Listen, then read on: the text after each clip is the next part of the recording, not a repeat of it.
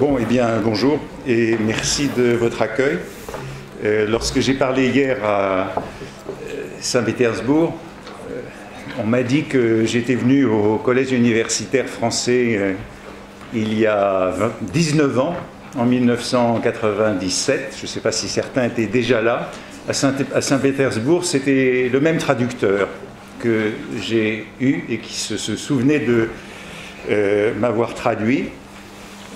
Il ne se souvenait pas de ce que j'avais raconté, et moi non plus d'ailleurs. Je ne sais pas de quoi j'ai parlé il y a 19 ans, donc si je reviens dans 19 ans, si vous êtes encore là, ni vous ni moi ne vous souviendrez de mon sujet.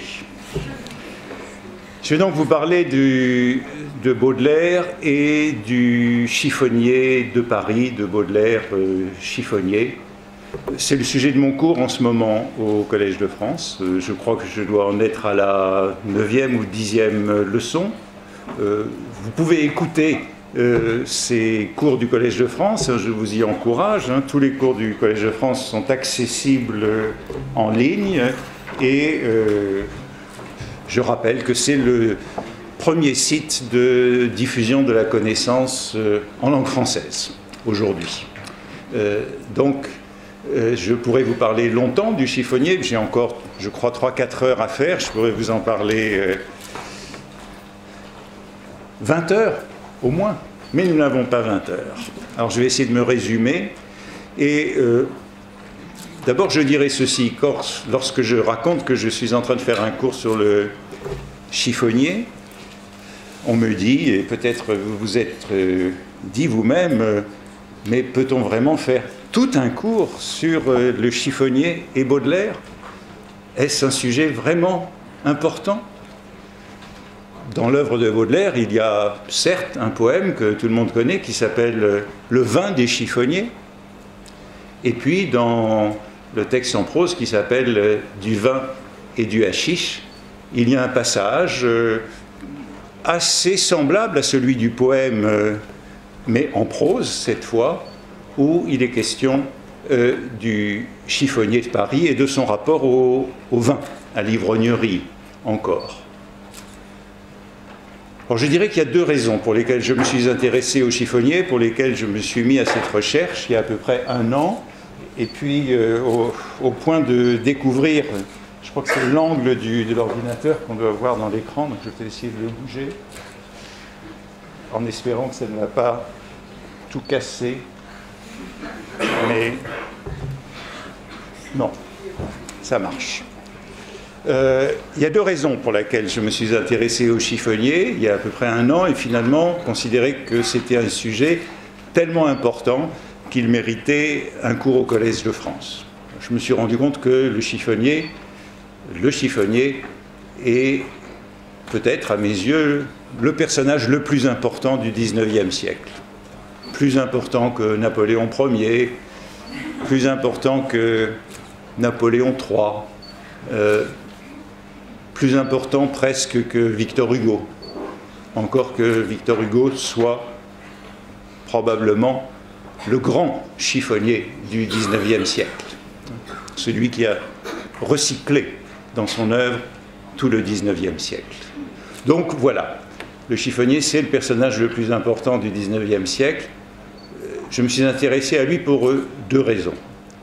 La première, c'est une raison assez ancienne. Il y avait longtemps que je me disais que je devais lire ce que Walter Benjamin avait lu pour parler de Baudelaire et pour parler du XIXe siècle. Vous savez que Walter Benjamin a écrit beaucoup de choses sur Baudelaire, des fragments, ce sont surtout des fragments, il n'y a pas d'œuvre réellement achevé, et Walter Benjamin a beaucoup d'influence sur les études baudelairiennes depuis longtemps, depuis au moins l'époque où j'étais étudiant, c'est-à-dire que maintenant c'est très loin malheureusement, et il a beaucoup d'influence dans les études sur Baudelaire, en Allemagne d'abord, dans les études de langue anglaise ensuite, et puis par un retour en France un peu plus tardif.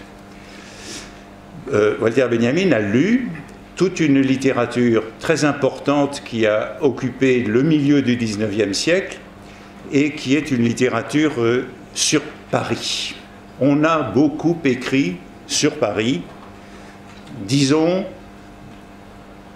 sous la monarchie de Juillet et le Second Empire, en gros de 1830 à 1870, un immense corpus de ce qu'on appelle les tableaux de Paris, les nouveaux tableaux de Paris, la grande ville, ou dans un genre qu'on appelait, dans les années 1840, les physiologies. Physiologie de tous les personnages de Paris. Le rentier, le flâneur, l'épicier, le chiffonnier, bien entendu. Tous ces personnages typiques de la grande ville qui est un phénomène nouveau, c'est la métropole moderne. Il n'y en a que deux au XIXe siècle, il y a Londres et Paris. Il n'y a pas d'autres villes de la même dimension, ce n'est pas encore le cas de New York, et en Allemagne, il n'y a pas de ville qui soit de commune mesure avec ces deux villes-là. Donc, immense littérature sur Paris du milieu du XIXe siècle que Walter Benjamin est l'un des premiers à avoir lu assez systématiquement pour en soutenir une thèse sur ce qu'il a appelé Paris, capitale du XIXe siècle. Et Benjamin a beaucoup écrit donc sur Baudelaire, encore une fois de façon très fragmentaire, et avec la volonté de soutenir, je dirais, une thèse politique sur Baudelaire. Pourquoi cette curiosité?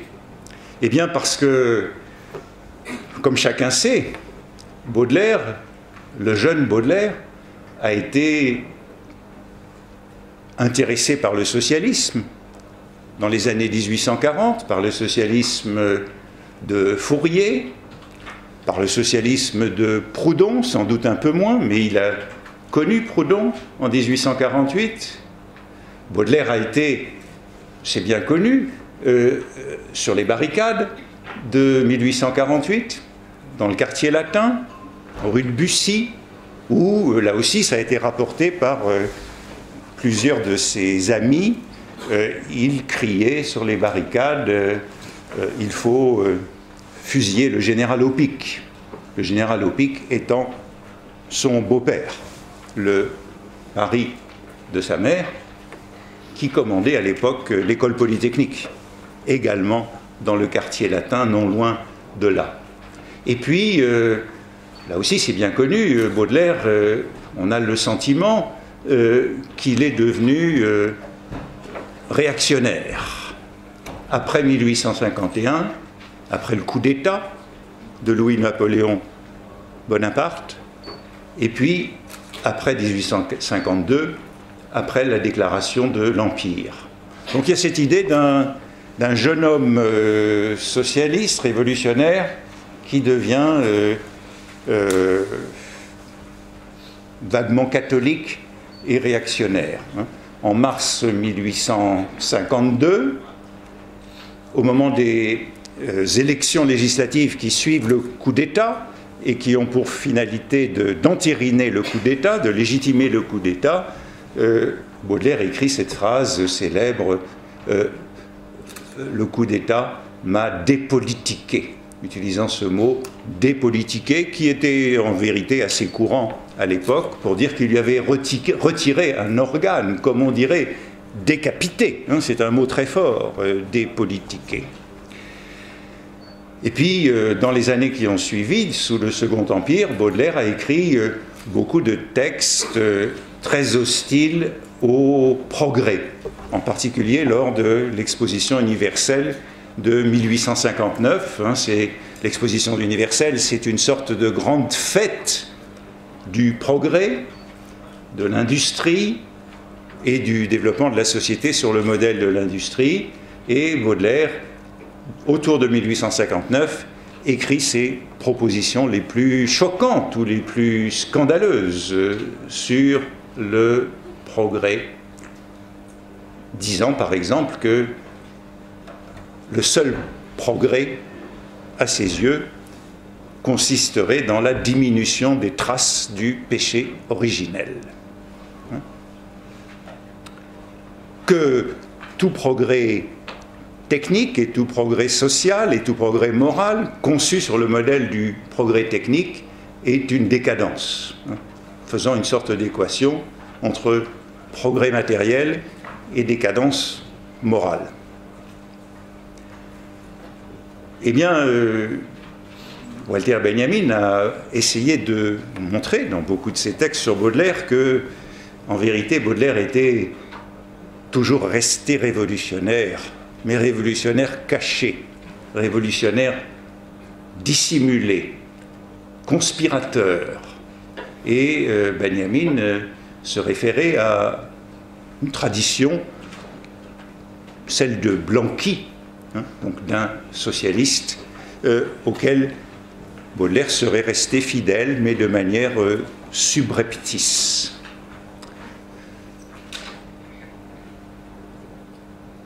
L'un des arguments de Benjamin, et peut-être le plus consistant,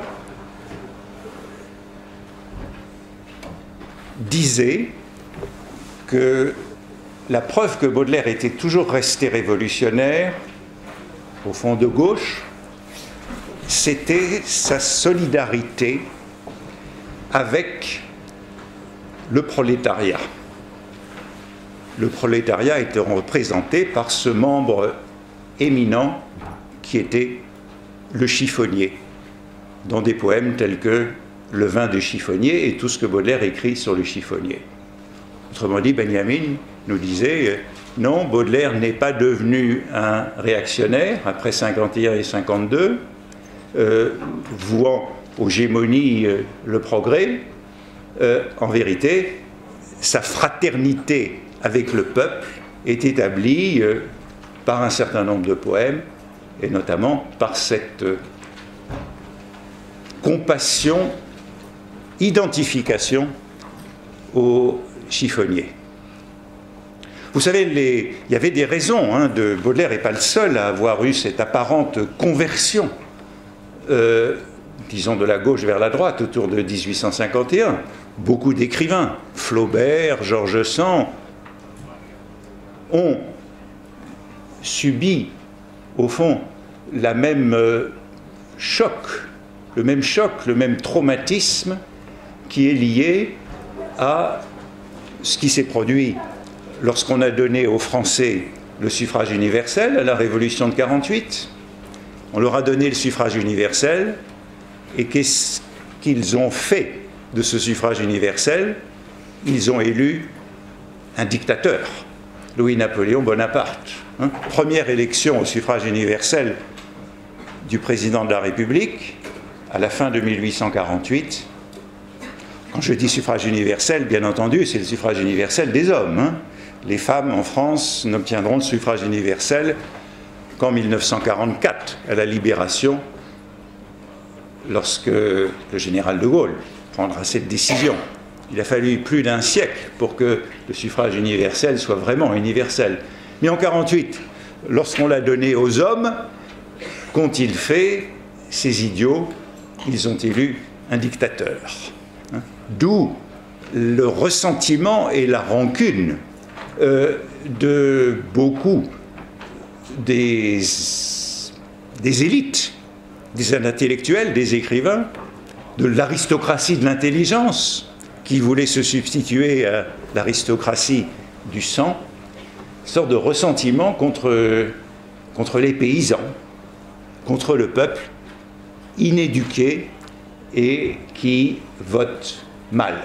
On ne peut pas oublier qu'il y a cette sorte de péché originel du suffrage universel dans l'histoire politique française. Après, on n'a jamais pu le retirer. Le suffrage universel, c'est quelque chose qu'il est très difficile de retirer une fois qu'on l'a donné. Donc on s'en est accommodé, on a essayé de le limiter. Mais il y a toujours cette idée d'un péché originel.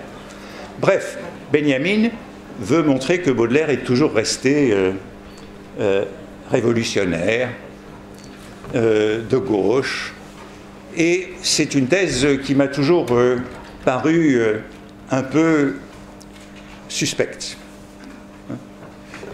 Autrement dit, je souhaitais depuis très longtemps relire la littérature sur laquelle il appuyait cette thèse. Mais comme elle est immense, j'ai mis beaucoup de temps à la relire. Alors il y a une autre raison qui m'a incité, voilà la seconde raison, puis c'est toujours un petit peu comme ça que la recherche fonctionne.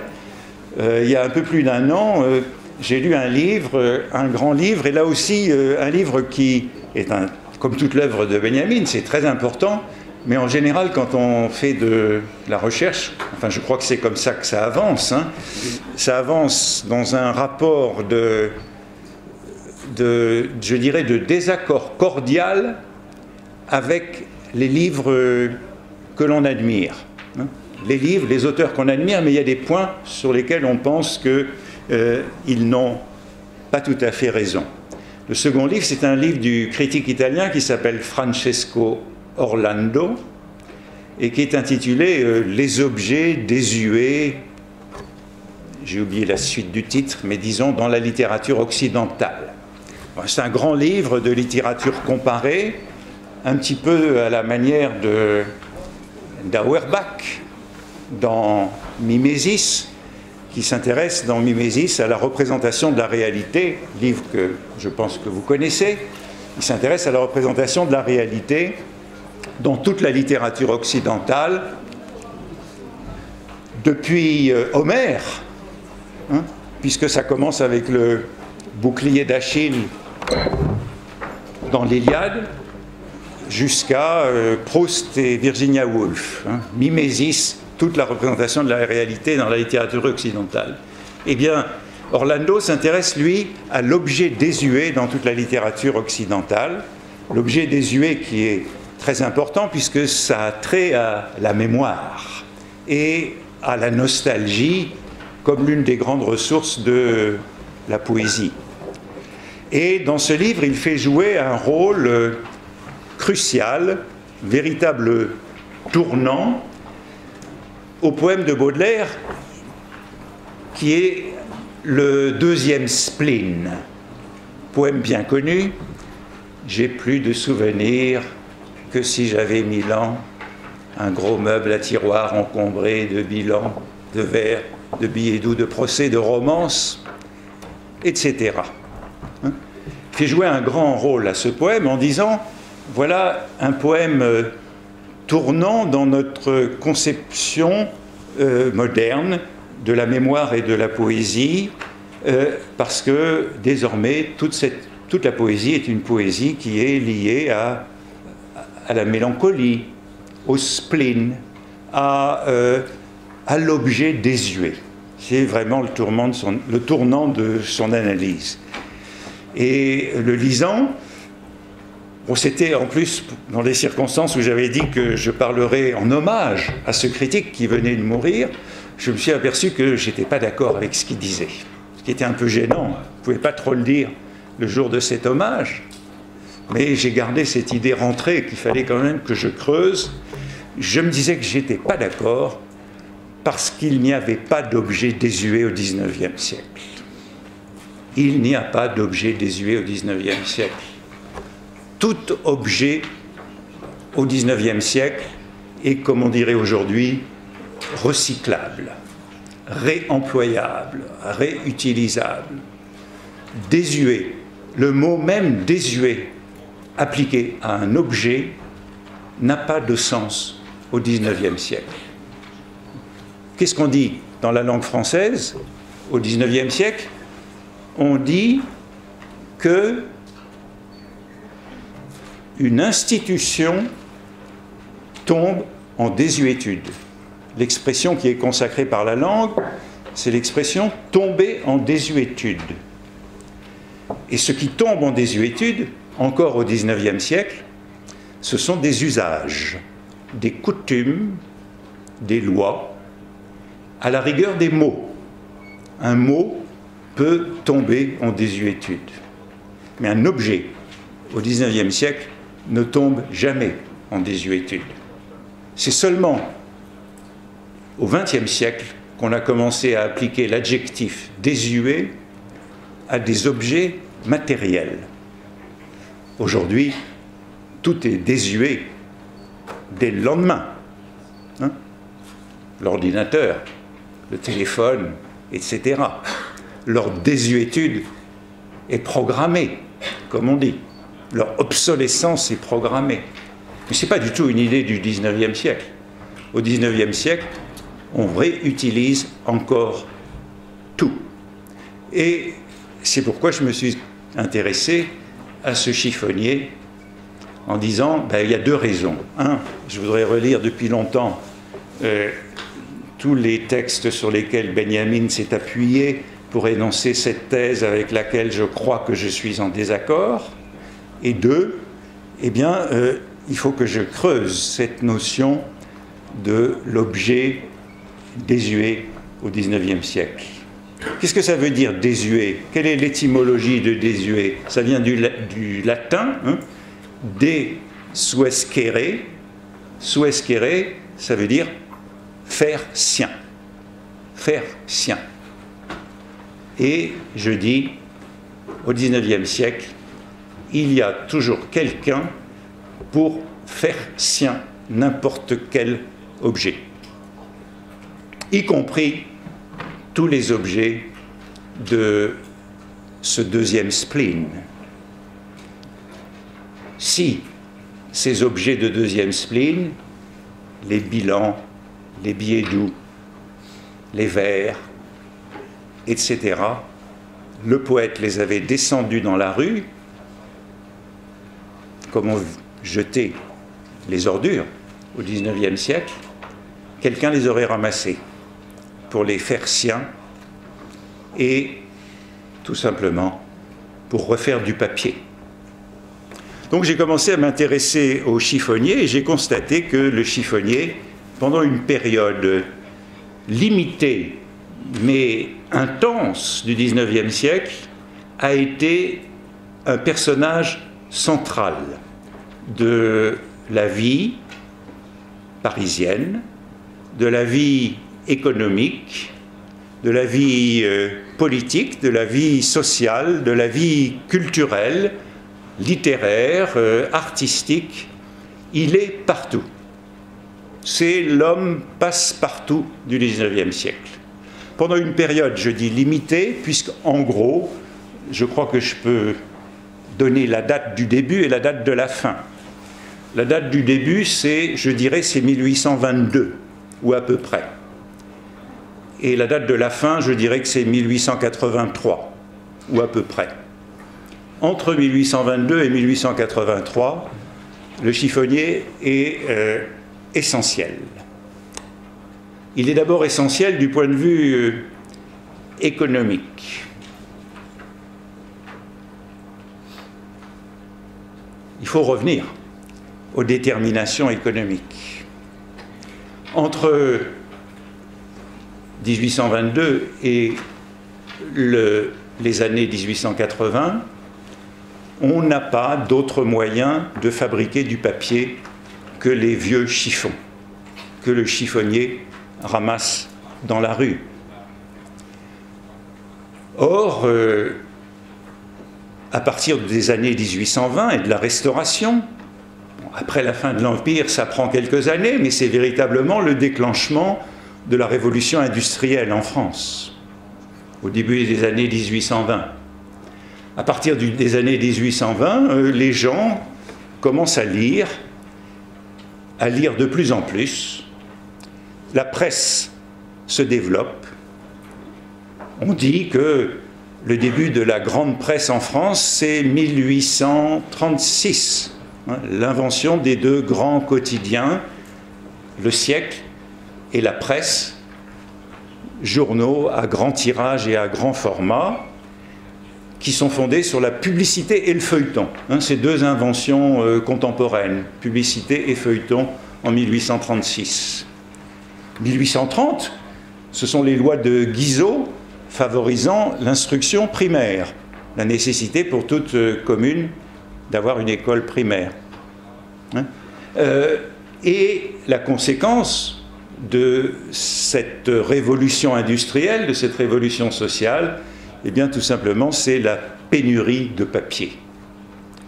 il n'y a pas assez de papier en France à partir des années 1820, comme en Angleterre, comme ailleurs, comme en Europe, un peu partout. Il n'y a pas assez de papier pour produire tous les livres que l'on commence à lire. Souvenez-vous de Madame Bovary et de tout ce qu'elle lit, au point de s'en intoxiquer. Pendant toute cette période, on cherche donc à substituer au chiffon pour fabriquer le papier d'autres produits. Et au fond, la gloire du chiffonnier, l'apothéose du chiffonnier, elle est liée au retard de l'industrie chimique sur la révolution industrielle et la révolution sociale qui se produit à partir des années 20 et 30. Pendant très longtemps, on cherche donc comment faire du papier autrement qu'avec des vieux chiffons. Vous vous souvenez des Illusions perdues et des longues pages sur la papeterie dans les Illusions perdues, où Balzac nous raconte comment on fait du papier, comment on cherche à faire du papier autrement qu'avec des vieux chiffons. Et finalement, on fera du papier, comme vous le savez, avec du bois, avec la pâte à papier à base de la cellulose du bois. Mais ça ne se répand définitivement qu'à partir, en gros, de la fin des années 1870. Et à ce moment-là, on ne produit pratiquement plus de papier avec du chiffon. Pendant toute cette période, donc, le chiffonnier est un agent industriel indispensable. Sans lui, on n'aurait pas de papier pour les journaux et pour les livres.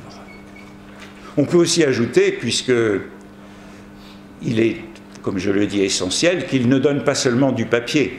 Sans le chiffonnier, au XIXe siècle, le sucre ne serait pas blanc. Après le blocus continental, sous le Premier Empire, le sucre en France n'est plus venu des Antilles et des colonies. On a commencé à produire le sucre avec la betterave. Mais le sucre de betterave, c'est dégoûtant. La couleur en est peu appétissante. Comment blanchit-on le sucre de betterave pour le tremper dans son café? Avec les vieux os que le chiffonnier ramasse dans les rues de Paris et que l'on fait calciner, les vieux os servant à produire ce qu'on appelle le noir animal. Vous vous souvenez peut-être de vos leçons de ce qu'on appelait à l'école primaire les leçons de choses, où on apprend comment faire calciner les os, puisque c'est un élément de filtration. Donc on filtre le sucre dans les tampons faits avec le noir animal et le sucre devient blanc. Le résultat de tout cela, c'est que le chiffonnier, eh bien, il est important économiquement. On n'a pas le droit d'exporter des vieux chiffons en France au XIXe siècle. Si l'on est surpris à exporter des vieux chiffons, eh bien, on est pénalisé. C'est un délit d'exporter du chiffon. Telle est la pénurie. Les os, ça a beaucoup de valeur. Le chiffonnier, pendant la période brève que je décris, le chiffonnier, c'est le prototype de ce qu'on appelle le petit industriel, ce que l'on appellerait aujourd'hui l'auto-entrepreneur. Et donc, pendant la période de la monarchie de Juillet et du Second Empire, il est défendu par le régime. Il est défendu et il y a même une certaine incitation du régime à l'activité de chiffonnerie. Sous la Restauration, c'est plus ambigu parce que le chiffonnier, c'est un personnage à la limite des classes dangereuses. Il est, comme disait un célèbre historien, à la limite des classes laborieuses et des classes dangereuses, le chiffonnier. Puis c'est très ambigu sur la Restauration parce que beaucoup des chiffonniers Qui sont les chiffonniers sous la Restauration? Eh bien, ce sont des anciens grognards, des anciens soldats de la Grande Armée. Ils sont donc plutôt bonapartistes sous la Restauration. Ils sont donc en délicatesse avec le régime. Donc sous la monarchie, sous la Restauration, il y a plutôt une répression de leur activité. Mais à partir des années 1830, au contraire, ils font partie du grand mouvement industriel de la France. C'est très intéressant de voir ce basculement parce que, bien sûr, le chiffonnier a toujours ramassé des chiffons sous l'Ancien Régime. Mais sous l'Ancien Régime, il y avait une foule de petits métiers ambulants à Paris, comme dans les grandes villes. On parle beaucoup de ce qu'on appelle les cris de Paris. Chaque métier ambulant avait son cri. Et il y a beaucoup d'illustrations, beaucoup de planches où on voit tous les petits métiers parisiens. Et le chiffonnier est l'un d'entre eux. Il est l'un de la centaine de petits métiers parisiens auprès du marchand de lapin, marchand de peau de lapin. Le marchand de peau de lapin, c'est celui qui achète dans les maisons les peaux de lapin pour en faire des manchons, par exemple. Il est au même rang que le marchand de coco, celui qui vend des boissons dans les rues de Paris. Il est au même rang que celui que le métier le plus horrible de Paris au XVIIIe siècle et encore longtemps au XIXe siècle, c'est le vidangeur. Le vidangeur, c'est celui qui vide les fosses d'aisance dans les rues de Paris. C'est le métier le plus abject. C'est le métier le plus dangereux aussi, puisque des fosses d'aisance se dégagent des gaz, des émanations qui asphyxient les vidangeurs, qui parfois se noient dans les fosses d'aisance lorsqu'ils les vident. Le vidangeur est donc le métier le plus abject, et alors qu'à Londres il y a des égouts, à Paris il n'y en a pas encore au XIXe siècle. Il y a aussi celui qu'on appelle le ravageur. Le ravageur, c'est celui qui ramasse dans les rues de Paris les petits bouts de fer perdus par les chevaux et par les roues des voitures. Ce sont les derniers rangs de la hiérarchie sociale, le ravageur et le vidangeur. Le chiffonnier, il est l'un de tous ces petits métiers sous l'Ancien Régime. Et puis, ce qui est très surprenant, c'est de constater justement qu'à partir en gros de la date que je décris, 1822, le chiffonnier devient le premier. Il éclipse totalement les autres petits métiers. Et certains disent qu'il est le premier des petits métiers. Le premier des petits métiers, ça veut aussi dire le dernier des grands métiers. Comme je le disais, il est le modèle de l'industrialisme du Second Empire. Il a choisi un métier où il est son propre patron. Et sous le Second Empire, un chiffonnier, selon toutes les enquêtes, gagne 2 fois plus qu'un ouvrier. C'est l'ouvrier qui est au bas de l'échelle des salaires. Le chiffonnier gagne beaucoup plus, donc. Et le chiffonnier, c'est un métier dans lequel il y a un projet de carrière possible. Le chiffonnier est d'abord ambulant, ou coureur, comme on dit. Il court les rues à ramasser les chiffons.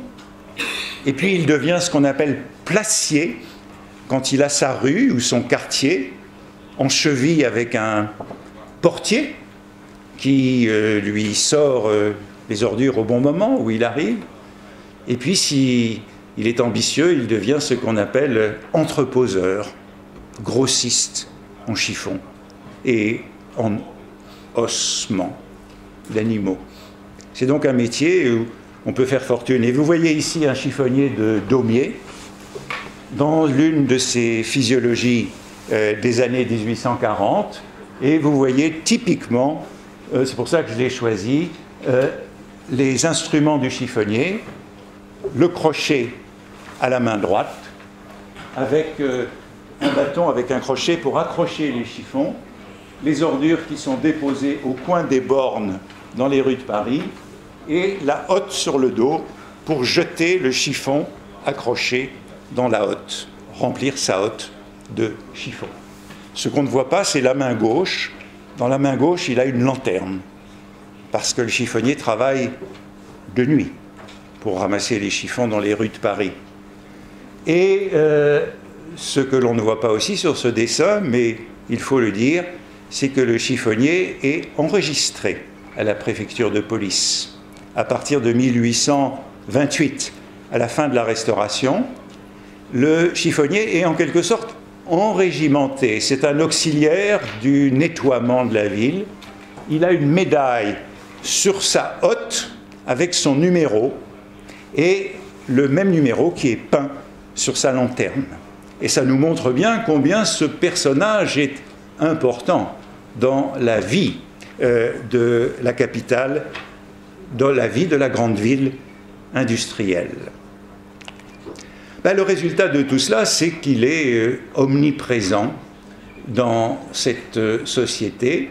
Alors je disais en gros les dates, 1822-1883, et il y a des indices qui sont assez probants pour confirmer ces dates. Le premier, c'est une fameuse révolte des chiffonniers qui a eu lieu en 1832, une insurrection des chiffonniers. 1832,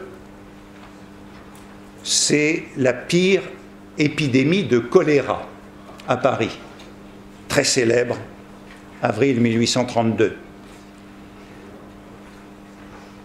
La préfecture de police décide que l'on évacuera directement les ordures, qu'elles ne traîneront pas dans les rues de la capitale, par mesure d'hygiène, et donc les chiffonniers ne pourront pas faire leur travail si l'on évacue directement les ordures. Les chiffonniers se rebellent.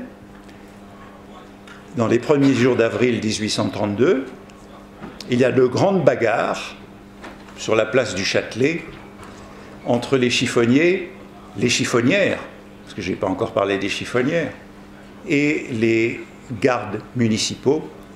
Et ce sont les chiffonniers qui l'emportent. La préfecture de police cède à l'insurrection des chiffonniers en 1832. Le même scénario se reproduit en 1883. En 1883, le préfet décide d'une transformation du nettoiement de Paris et que l'on ne déposera désormais plus les ordures dans la rue, au coin des bornes, comme vous les voyez là, mais dans un récipient. Ce préfet porte un nom que vous connaissez bien, c'est le préfet Poubelle. On a donné à ce récipient, très vite, le nom de poubelle, quasi immédiatement. Les chiffonniers se révoltent devant cet arrêté du préfet Poubelle en novembre 1883. Il y a une grande enquête d'une commission parlementaire qui se penche sur le cas des chiffonniers de Paris. C'était une époque très démocratique que celle des débuts de la Troisième République, et cela donne lieu à des témoignages très intéressants, puisqu'on a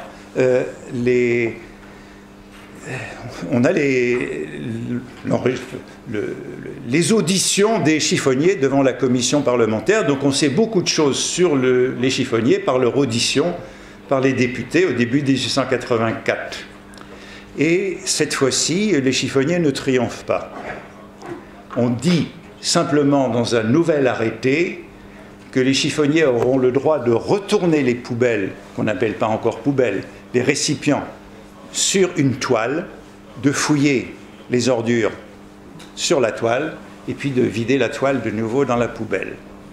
Mais les chiffonniers ne sont pas contents parce que, disent-ils, dans les poubelles, toutes les ordures sont mêlées les chiffons sont souillés, les os sont brisés et l'économie de la chiffonnerie est anéantie par la poubelle. Mais si la poubelle triomphe des chiffonniers, c'est évidemment parce que économiquement, on n'a plus besoin des chiffonniers. On a inventé le papier, on a inventé, bon, j'ai pas dit, j'ai dit, on récupérait dans les ordures de Paris au XIXe siècle tout à 100%. On a inventé les engrais. On n'a plus besoin du reste, le dernier état des ordures, c'est ce qu'on appelle la boue. Une fois qu'on a enlevé tout ce que le chiffonnier peut vendre, il reste ce qu'on appelle la boue de Paris. La boue de Paris, on la ramasse. Ceux qui la ramassent, ce sont ceux qu'on appelle les boueurs. Les boueurs ramassent la boue. Bon, je n'ose pas dire ce qu'est la boue de Paris au XIXe siècle, hein, mais vous pouvez imaginer. Quand j'étais enfant, on parlait des boueux. Hein, on ne disait plus les boueurs, mais on disait les boueux. Ensuite, on a dit les éboueurs, quand j'étais adolescent. Ensuite, on a dit les agents de propreté. Hein, et je crois que maintenant, on dit les agents de salubrité. Hein. Nous inventons beaucoup d'euphémismes paraphrastiques. Mais le métier reste difficile. En tout cas, la boue de Paris, on la vendait, elle valait cher. C'était avec la boue de Paris qu'on faisait les meilleures asperges, les asperges d'Argenteuil.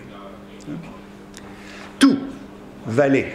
Et il y avait une bourse pour toutes ces valeurs au XIXe siècle. Donc si les chiffonniers ont disparu à partir de 1884, c'est parce qu'on n'avait plus besoin d'eux.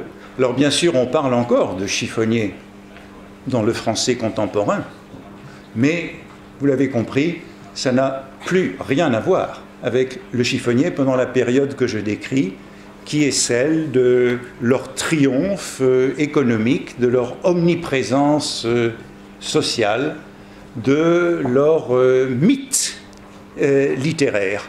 Parce que toute la littérature du XIXe siècle parle des chiffonniers. Toute. Il est omniprésent chez Hugo, chez Gautier. Il est beaucoup plus présent chez Baudelaire que simplement dans les poèmes du vin des chiffonniers et le passage en prose du vin et du hachis. Il est partout chez Baudelaire, ce chiffonnier, si l'on s'intéresse aux détails du système du chiffonnage, de tous ces mots qui ressurgissent partout, et il y a une sorte de présence souterraine et ubiquitaire du chiffonnier chez Baudelaire. Mais je le disais, c'est Hugo qui en a fait la plus grande exploitation.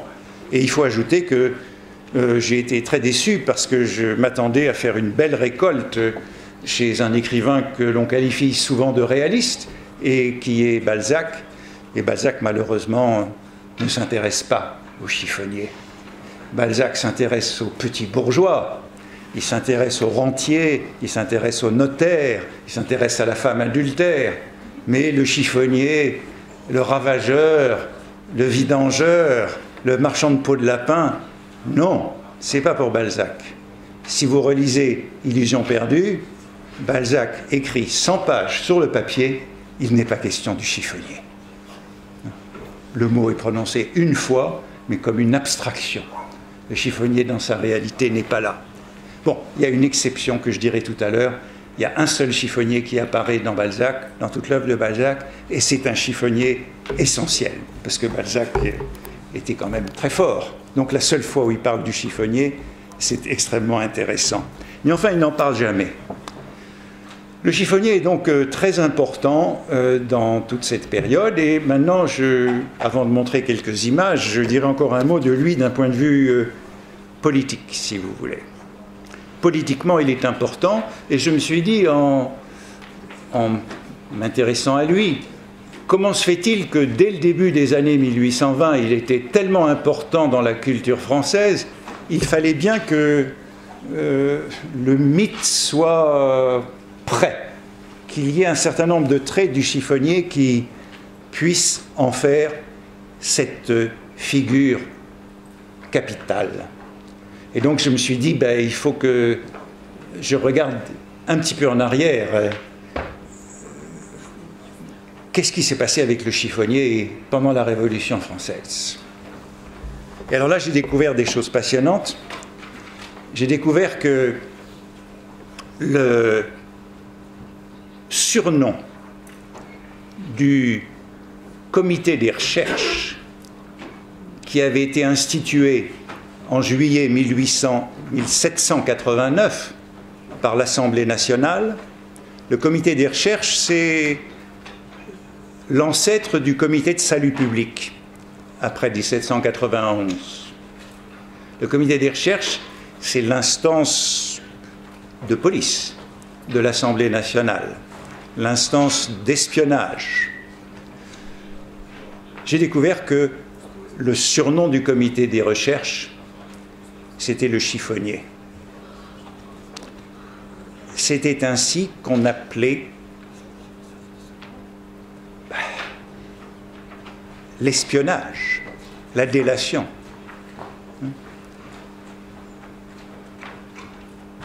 Parce que le chiffonnier ramasse les vieux papiers.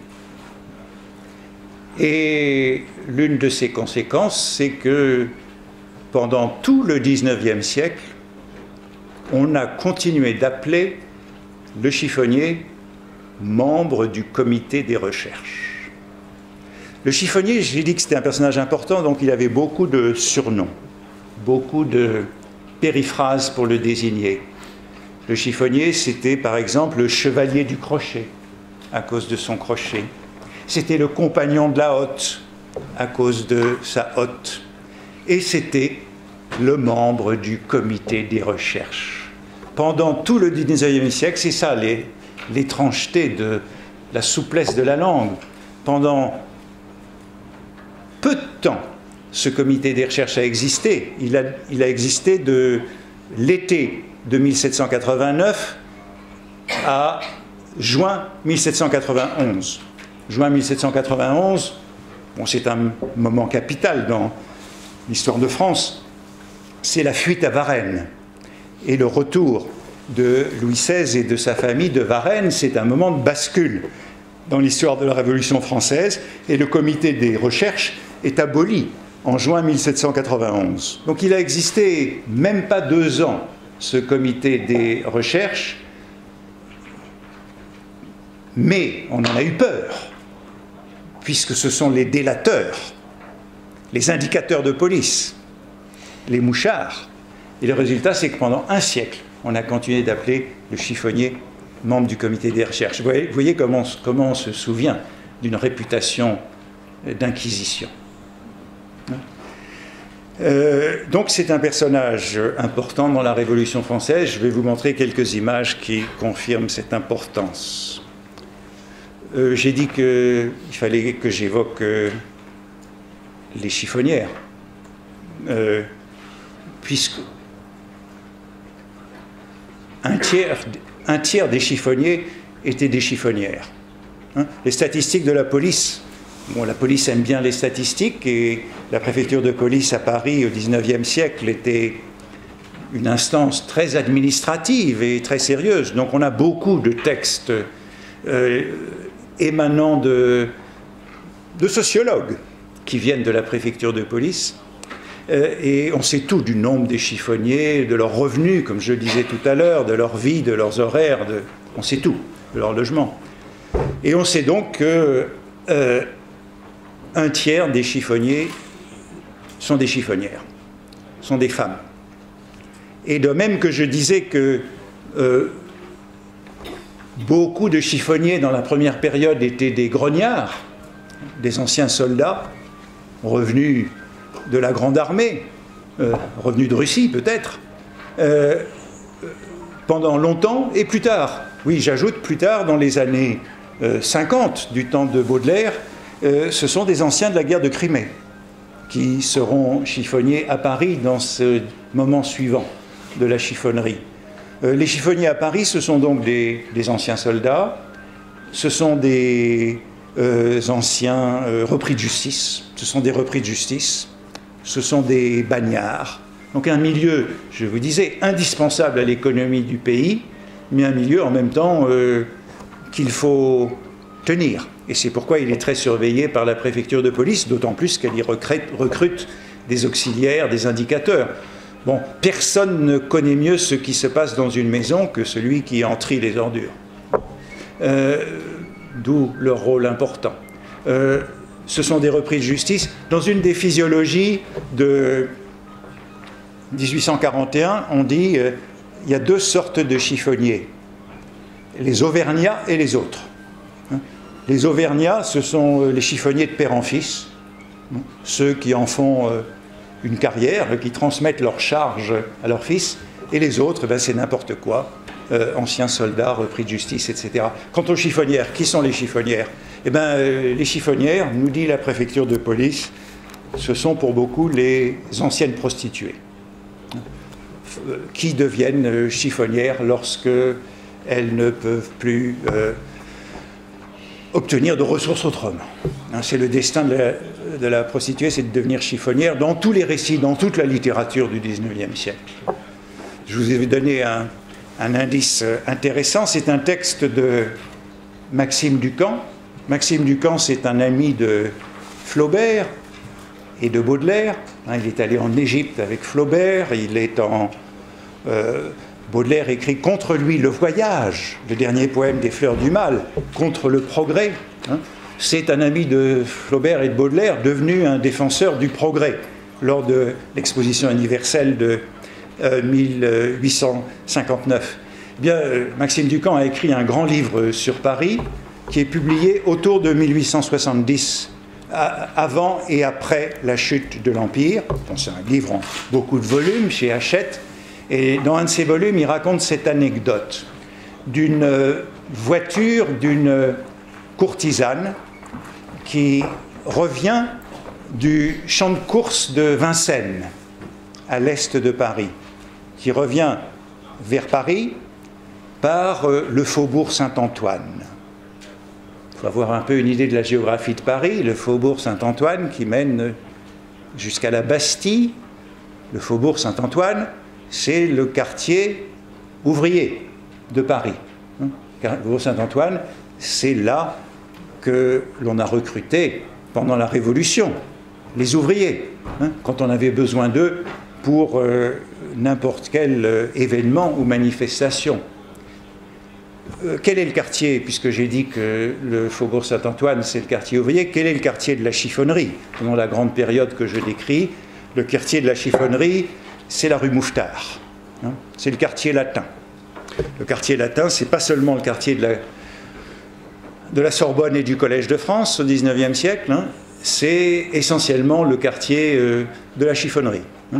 Le 5e arrondissement, qui à l'époque était le 12e arrondissement de Paris, c'est le plus pauvre au XIXe siècle.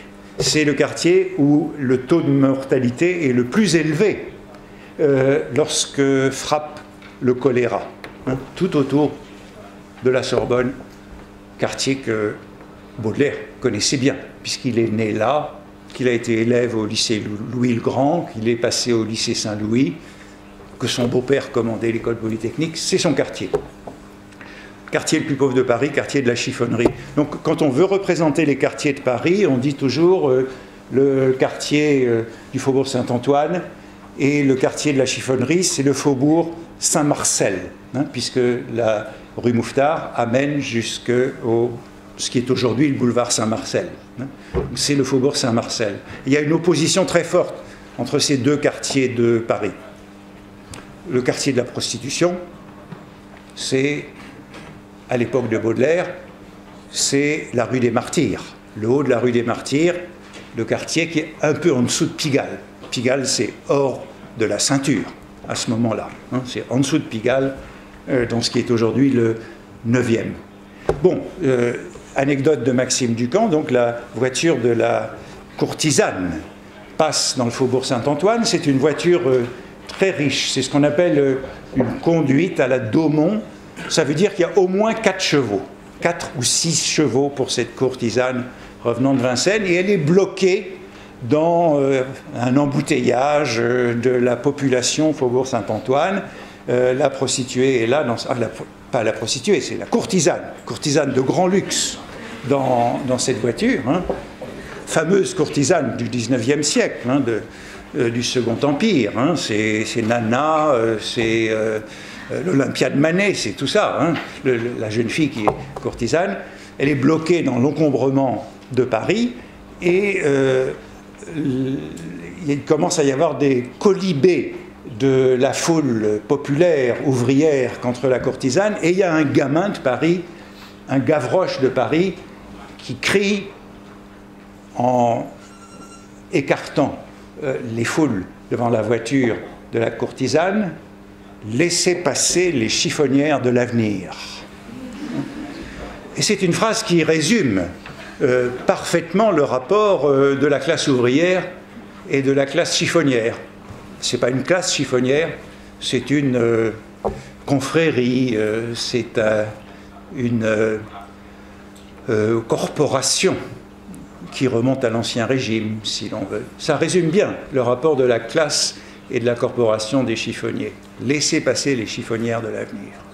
L'idée que entre la classe ouvrière et les chiffonniers, il n'y a pas beaucoup de communauté, et que le destin de la courtisane, c'est de descendre du quartier Bréda, le 9e, le quartier des courtisanes, jusqu'à la rue Mouffetard. Et il y a beaucoup de chansons populaires de cette période où on joue sur le quartier Bréda, la prostitution, la rue Mouffetard, la chiffonnerie. Donc voilà pour les chiffonnières. Alors comme je parle déjà depuis longtemps, je crois, je ne sais plus à quelle heure j'ai commencé, il est 6h20, c'est ça? Oui. Je vais vous montrer quelques images quand même, puisque ça marche tout de même, cette affaire, autant en montrer. Je vais les commenter, et vous allez voir que ça va un peu résumer mon propos, et que vous allez y retrouver un certain nombre de traits que je vous ai dit. Est-ce que vous pouvez lire ceci? Je commence avec ce texte que je vais un peu commenter. C'est l'article chiffonnier du dictionnaire de Pierre Larousse, dictionnaire du 19e siècle. Toute recherche sur le 19e siècle doit toujours commencer par la consultation du dictionnaire de Pierre Larousse, le grand dictionnaire universel. Et l'article chiffonnier est un bel et long article qui nous montre l'importance de ce personnage. Le voici. Chaque soir, vers 8 heures, en été et un peu plus tôt en hiver, les rues de Paris sont sillonnées par une classe d'individus des deux sexes. Voilà, il y a des femmes, comme j'ai dit. Ce n'est pas encore la parité, mais on y va. Et un peu plus tôt en hiver, vêtus de sordides haillons, portant sur le dos une hotte, la hotte que vous avez vue, d'osier, et les mains armées, la gauche d'une lanterne, la droite d'un bâton terminé par un crochet de fer. Un étranger ou un campagnard qui rencontrerait un de ces industriels se demanderait sans doute quelle fonction sociale va accomplir ce personnage. Mais tous les Parisiens le connaissent de longue date. Ils savent que ce Diogène n'est autre qu'un chiffonnier. Comparaison avec Diogène, j'en ai pas encore dit un mot, elle est essentielle. Vous savez, Diogène se promène avec une lanterne et il cherche un homme. Celui-ci, le chiffonnier, dans toutes les représentations du XIXe siècle, est présenté comme Diogène, le philosophe. Le chiffonnier, c'est l'homme libre du XIXe siècle, celui qui a choisi ce métier pour ne pas avoir de patron, travailler à ses heures. Évidemment, c'est très commode dans les représentations culturelles, puisque ça permet d'occulter le caractère abject du métier, de dire que c'est un métier qu'on choisit pour être libre. Il est le prototype du flâneur. Baudelaire, flâneur, le chiffonnier, c'est le flâneur populaire. Diogène, vous le verrez s'arrêter à tous les tas d'ordures déposés sur la voie publique en attendant que les boueurs, voilà les boueurs que j'évoquais, viennent les enlever. Le chiffonnier tourne et retourne ses détritus et les fouille en tous sens. À l'aide de son crochet, il pique tous les objets qui peuvent avoir encore quelque utilité et les jette dans sa hotte. Il ne se contente pas de ramasser seulement les chiffons, comme le nom qu'on lui a donné semble l'indiquer. Comme je vous l'ai dit, il y a beaucoup d'autres trésors dans les ordures de Paris. Il cueille aussi les vieux papiers, qui serviront à faire du papier de mauvaise qualité, les bouchons, qui serviront à refaire des bouchons, les os, je vous ai dit qu'ils allaient servir à faire du noir animal, mais les os servent aussi à faire de la gélatine. Comme vous le savez, avec les vieux os ramassés dans les rues de Paris, on fait de très bons desserts, hein, avec la gélatine animale. Hein, ce fameux bavarois, hein, tous les entremets qui ont besoin d'être un peu émulsifiés, c'est avec les vieux os qui sont ramassés dans les ordures. Les os, les rognures de carton, les clous, le verre cassé, les chats et les chiens morts jetés sur la voie publique. J'ai oublié de parler des chats et des chiens morts. Paris était, au XIXe siècle, jonché de chats et de chiens morts. Et s'ils n'étaient pas morts, les chiffonniers les tuaient pour les vendre au restaurant où ils étaient vendus sous le nom de giblotte. Hein, c'est bien connu. Quand on commandait une giblotte dans le quartier latin au XIXe siècle, du temps de Baudelaire, il fallait toujours demander à voir les oreilles. Les chats et les chiens morts sur la voie publique, en violation des ordonnances. Hein, voilà les ordonnances de police. Vous voyez comme la police est respectée. Hein, dans cette sorte de connivence entre chiffonniers et police. Les cheveux, j'ai oublié de parler des cheveux. Les cheveux, c'est une très grande valeur au XIXe siècle. Les cheveux sont vendus à prix d'or. Les cheveux servent à faire des perruques. Oh, j'ai oublié de parler d'une autre des richesses des os, les allumettes. On a au XIXe siècle des allumettes grâce au phosphore qui est récupéré dans les os des ordures. On n'aurait pas d'allumettes pour allumer sa pipe sans les chiffonniers qui ramassent les vieux os. Vous savez comment le phosphore a été inventé, je vous rappelle vos cours de chimie. Hein, vous savez, le phosphore a été inventé par un alchimiste. C'est la transition de l'alchimie à la chimie, de l'alchimie à la chimie. Il cherchait à faire de l'or, bien entendu, et pour faire de l'or, il faisait chauffer de l'urine. Et le résultat a été cette matière blanche et luminescente qu'il a découvert par hasard et qui, bien entendu, valait beaucoup plus que de l'or, hein, le phosphore. Donc les allumettes, en un mot, tout ce qui pourra être vendu, ce sont encore les chiffonniers qui débarrassent, bien que cela soit défendu, les murailles des affiches, etc. Il arrive aussi que des objets précieux, des cuillères d'argent, des bijoux, des billets de banque sont jetés par mégarde aux ordures. Les chiffonniers qui font de pareilles trouvailles sont obligés, s'ils ne veulent s'exposer à des peines rigoureuses, de déposer ces valeurs au commissariat de police le plus rapproché. L'ordonnance de 1828 disait que tout objet de valeur trouvé dans les ordures devait être déposé au commissariat. Vous savez, c'est un article de droit, ce qu'on appelle en droit les res derelictae.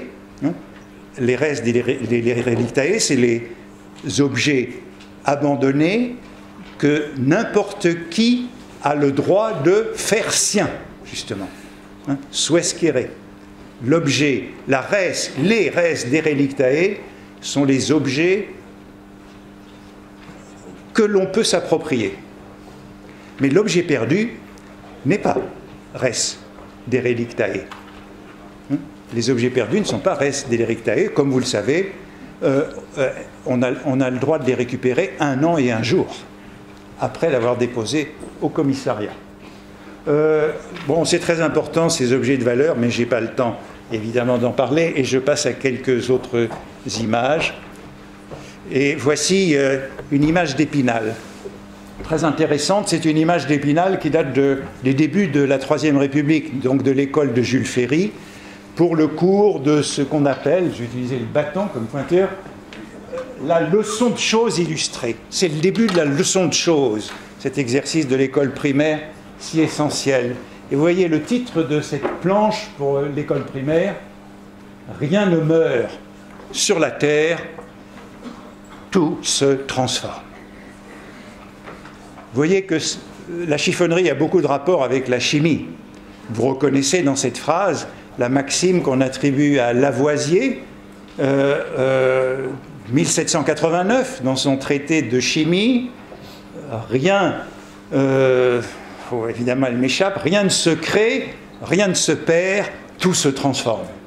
Rien ne se crée, rien ne se perd, tout se transforme. C'est la maxime de Lavoisier, c'est la maxime du chiffonnier. Rien ne meurt sur la terre, tout se transforme. Et alors on a des transformations de tout. Les 100% de réemploi du 19e siècle. Ici, ce sont les cadavres de Waterloo.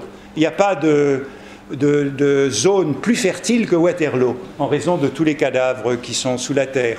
Vous vous souvenez que Victor Hugo raconte cela dans Les Misérables. On le retrouve dans cette planche d'Épinal. Et voici la première image, en haut à gauche, leçon de choses, c'est le chiffonnier. Rien ne meurt. Vous les voyez, les chiffonniers, la hotte, le crochet, la lanterne, le tas d'ordures. Rien ne meurt complètement sur la terre, tout se transforme.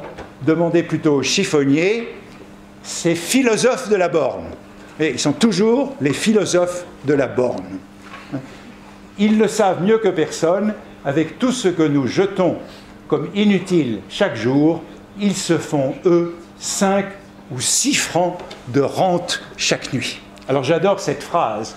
Ils se font 5 ou 6 francs de rente, comme si ça ne demandait pas de travail, comme si les chiffonniers étaient des rentiers.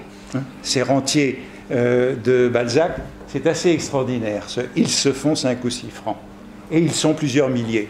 En fait, ils sont 6000 enregistrés à la préfecture de police. Voici une photo que j'ai prise la semaine dernière, c'est devant le Louvre. Et voilà, j'aimais bien cette image. C'est un camion où... Vous voyez la maxime de Lavoisier transformée, rien ne se crée, rien ne se perd, tout se transfère. C'est amusant, c'est le Louvre derrière, et c'était la fin de la Fashion Week de Paris, et on évacuait donc ce qui était dans la cour carrée du Louvre pour la Fashion Week. Bon, vous voyez qu'on a changé, c'est plus tout se transforme, c'est tout se transfère aujourd'hui. Voilà une première image du chiffonnier que j'ai trouvée, 1822. Vous voyez, c'est une image dont Baudelaire parle. C'est les costumes parisiens, c'est Carl Vernet de Bucourt. Dans les quelques caricaturistes français, Baudelaire dit qu'il aime beaucoup cette série qui s'appelle Costumes parisiens. Pour lui, c'est un peu l'ancêtre du peintre de la vie moderne. Il n'y a rien d'aussi bien avant Constantin Guis et le peintre de la vie moderne. Et vous voyez un chiffonnier assez désinvolte, philosophe, avec la hotte, le crochet, la lanterne, et vous voyez ce qu'il est en train de faire au coin de la borne. Il est en train de se soulager. Vous voyez l'arc dessiné. Je crois que ça a amusé bien Baudelaire, puisqu'il appréciait beaucoup cette caricature. Voici un autre très beau chiffonnier que j'ai trouvé, qui date aussi de 1822. C'est un chiffonnier de Charlet, l'artiste. Et c'est très intéressant parce que vous voyez le chiffonnier qui est là. La légende, c'est le chiffonnier et l'ivrogne. Et le chiffonnier dit, c'est la légende, « Voilà pourtant comme je serai dimanche ». Et vous voyez que le chiffonnier, et c'est tout à fait capital, le chiffonnier est au présenté armes avec son crochet. Charlet était un dessinateur militaire. S'il s'intéresse au chiffonnier, c'est parce que le chiffonnier est un ancien soldat et qu'il veut montrer ce qu'est devenu un ancien grognard de la Grande Armée, présentant les armes. Alors vous voyez, tout ça est très intéressant parce que vous voyez la borne qui est là, qui est énorme. Vous voyez ici un cabaret de la Barrière. On est en dehors de la Barrière, où le vin coûte moins cher, à la Puce Travailleuse, noces et festins, avec une belle orthographe moderne, vin de vigneron à 8 sols le litre. Vous savez encore ce qu'est un sou, j'imagine. Un sou, 5 centimes, bon, c'est pas très cher. Alors c'est très intéressant ce dessin de Charlet. Charlet est un dessinateur qui a eu beaucoup d'influence au XIXe siècle, parce que ça surprend le fait que c'est un grognard. 2, en vérité, c'est une vieille fable qui date de l'Ancien Régime, avant la Révolution, mais qui mettait en scène un savetier. C'est la fable de l'ivrogne et du savetier. Au XIXe siècle, elle devient la fable de l'ivrogne et du chiffonnier. Le chiffonnier a remplacé le savetier comme personnage de fable, si vous voulez. Et vous savez qu'il y a beaucoup de fables avec le savetier, qui était un métier décrié sous l'Ancien Régime.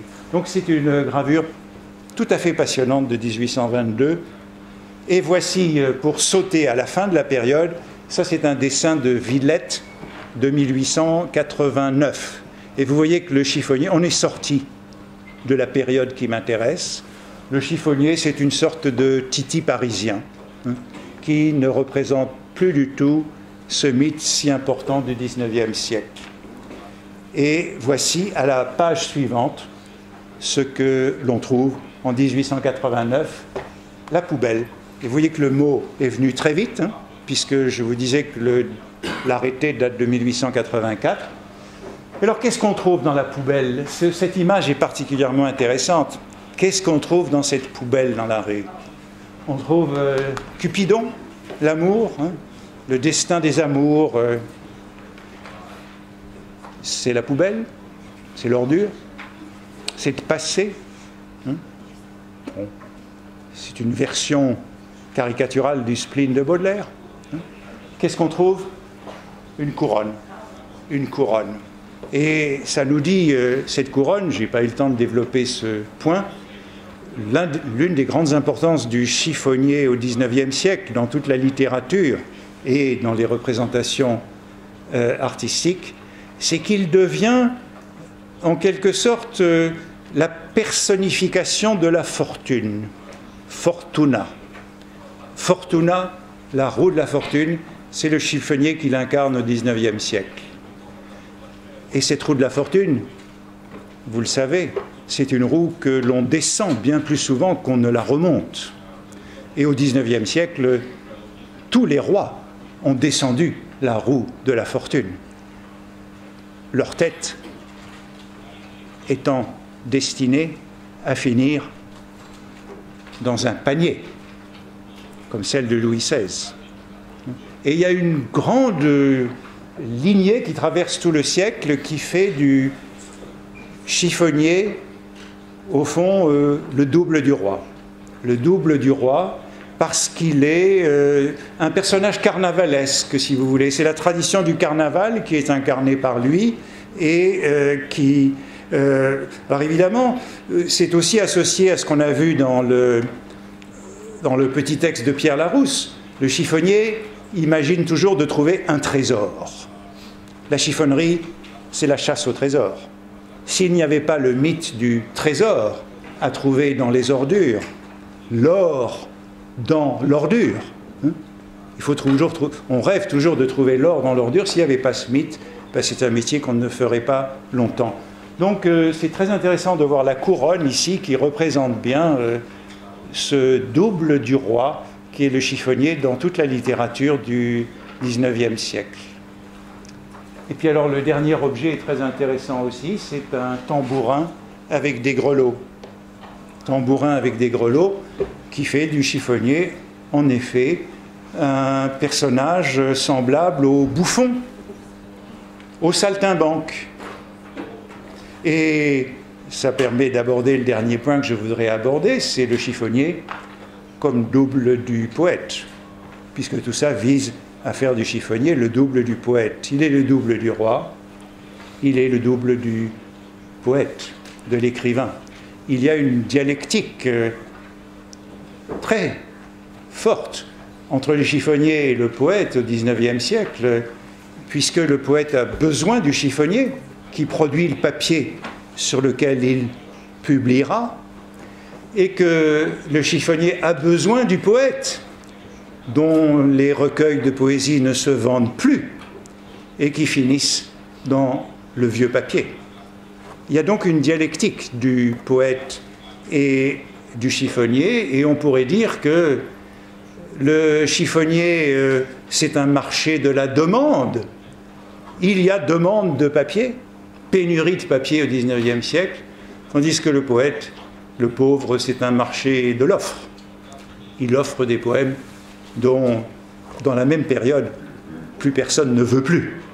Donc ce rapport du chiffonnier et du poète est très important à travers tout le siècle.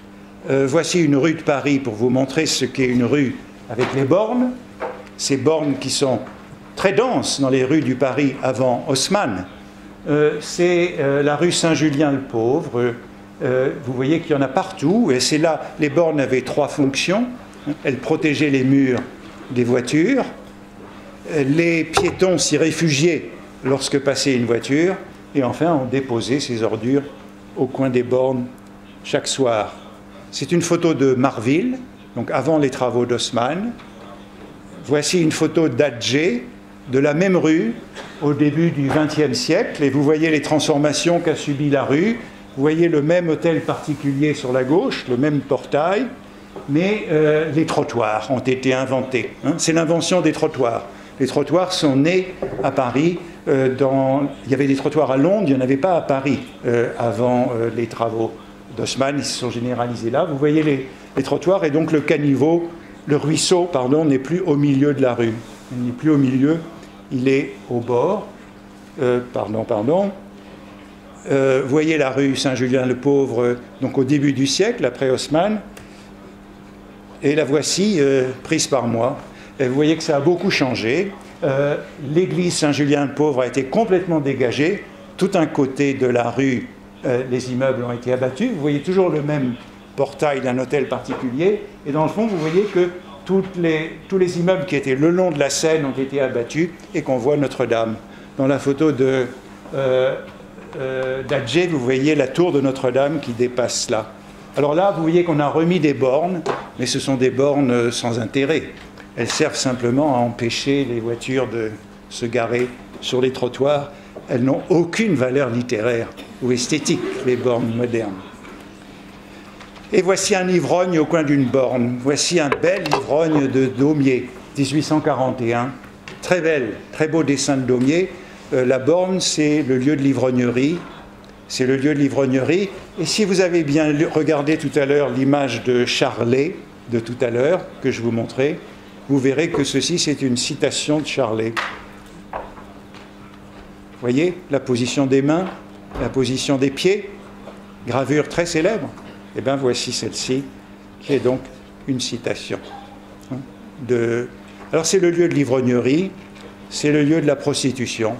Voilà une rencontre à Paris, dans un roman de 1830 de Jules Janin, la prostituée assise sur la borne.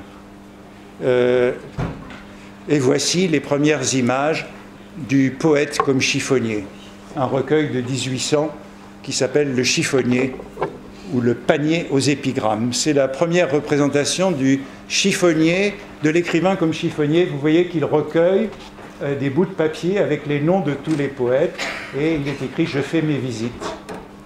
Il a dans sa hotte toute la littérature. Je finis rapidement avec quelques images de chiffonniers, d'écrivains comme chiffonniers, de littérateurs comme chiffonniers, très répandus dans la période que je décris. Ici, c'est Eugène Sue, l'auteur des Mystères de Paris, 1842, que vous voyez avec la hotte, et à la place du crochet, il a le crayon. Et vous voyez la borne ici, les pavés. On a donc une représentation qui est devenue tout à fait classique de l'écrivain comme chiffonnier. Oh, ceci, je passe vite, mais c'est pour montrer. Ici, c'est le journaliste comme chiffonnier. C'est Girardin, un journaliste très connu, c'est le directeur de la presse, cherchant des matériaux pour remplir sa feuille. Et il ramasse des matériaux au coin de la borne avec son projet qui sont intitulés « Calomnie »,« Rancune »,« Insulte », etc. Donc, image du journalisme comme chiffonnerie omniprésente dans le siècle. Oh, celle-ci, je l'aime beaucoup. C'est la revue anecdotique à laquelle Baudelaire a collaboré. C'est une revue de ragots sur la vie littéraire. Et vous voyez que, bon, c'est une image intéressante parce que le chiffonnier est une belle chiffonnière, avec des ailes. Chiffonnière ailée, vous voyez la hotte renversée, les papiers avec les rumeurs qu'on mettra dans la revue anecdotique, la lanterne qui éclaire la vie du théâtre, et cette belle chiffonnière, vous voyez que c'est une personnification. Ce n'est pas à mes yeux la personnification de Fortuna, cette fois, c'est la personnification de Némésis. Némésis, la juste rétribution.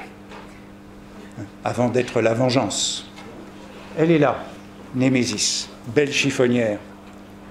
Et voici pour finir Zola. Zola, l'assommoir, ramassant dans la rue, vous voyez toujours la borne, la rue, toujours la même scène, ramassant avec son crochet les personnages de l'assommoir. Mais Zola, c'est donc évidemment la fin de la période qui m'intéresse, puisque on est sorti de cette économie du chiffonnage avec Zola. Je crois que j'arrêterai là. Je voudrais juste vous montrer... Ah oui, je vous montre quand même cette image. Cette image, c'est le comité des recherches que j'évoquais dans la Révolution française. Vous voyez, membre du comité des recherches, c'est une gravure de 1790 qui nous montre un chiffonnier avec le bonnet phrygien fouillant les papiers au coin de la borne, et c'est le délateur de la Révolution française. Je passe sur celle-ci, je vous montre encore une autre pour appuyer ce que je disais du... Voilà, Napoléon Ier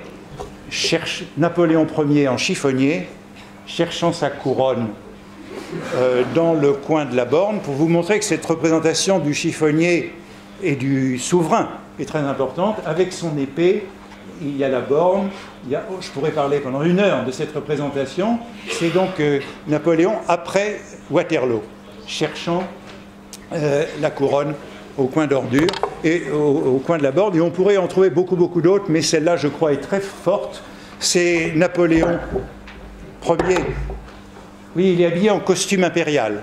C'est le costume qu'il a pris lors de la déclaration de l'acte additionnel en juin 1815. Il dit, si mes souvenirs sont bons, « Mes enfants, aidez le père La Violette ». Alors, pourquoi Napoléon s'appelle le père La Violette ? Dans les représentations populaires, vous savez que la violette, c'est le symbole du bonapartisme. Pendant tout le XIXe siècle, Napoléon est le père La Violette parce que lorsqu'il était parti, lorsqu'il était à l'île d'Elbe, il avait dit qu'il reviendrait à la saison de la violette. Donc le retour de Napoléon est toujours associé à la violette. Donc il s'appelle le père La Violette. Aidez-moi à trouver ma couronne dans les déchets de Paris.